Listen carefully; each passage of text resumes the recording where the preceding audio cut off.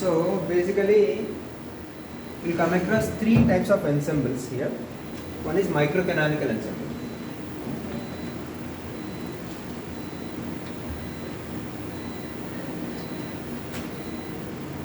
So this deals with isolated systems.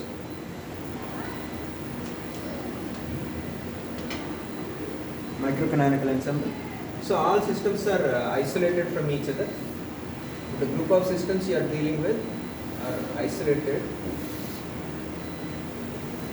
So there will be rigid walls, completely isolated, just like flasks. So all walls are very rigid. So the system is characterized by its total energy, volume, and entropy.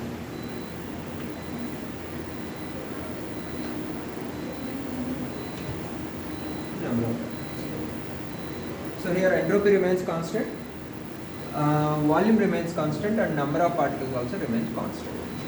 So each system is characterized by their constant energy, volume, and number of particles.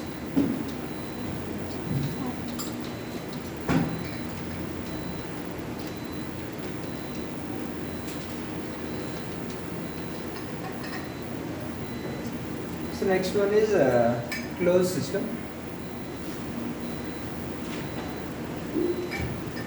This comes under canonical ensemble. So here the system exchanges energy with the surroundings. So energy cannot remain constant.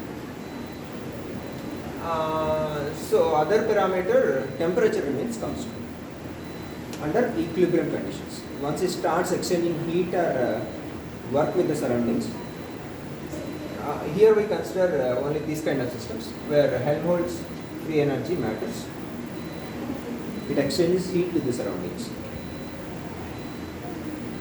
So the total ensemble is kept in a insulated box,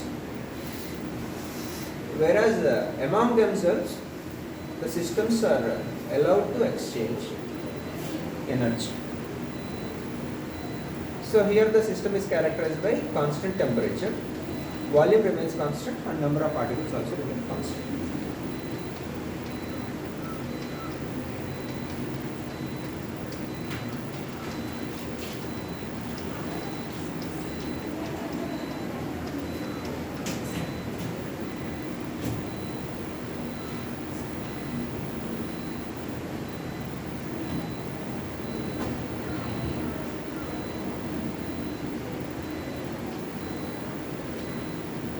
Next one is open systems.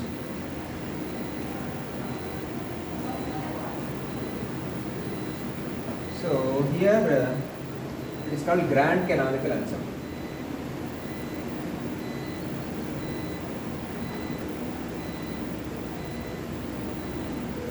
So here the entire ensemble is again isolated, but within the ensemble there is a possibility for particle exchange also. So particles also can pass through the walls. Here the walls are not rigid.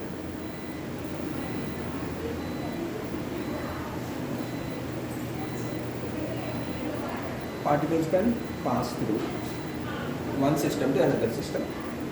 So once particle exchange is allowed, the parameter that remains constant is chemical potential.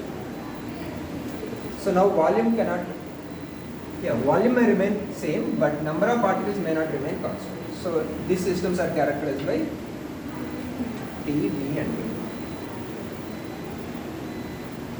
So volume of each container remains same, but number of particles may change.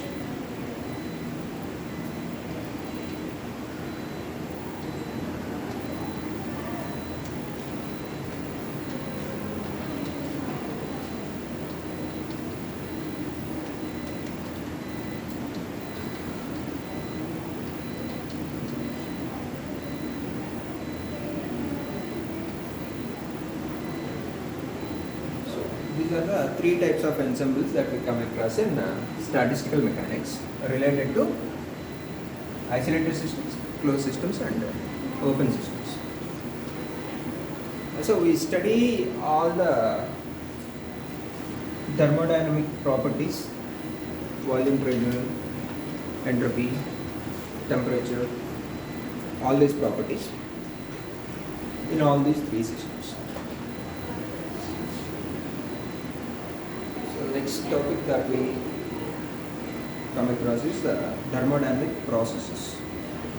What kind of activities that can take place in thermodynamic systems is a matter of interest that we'll see in the next session.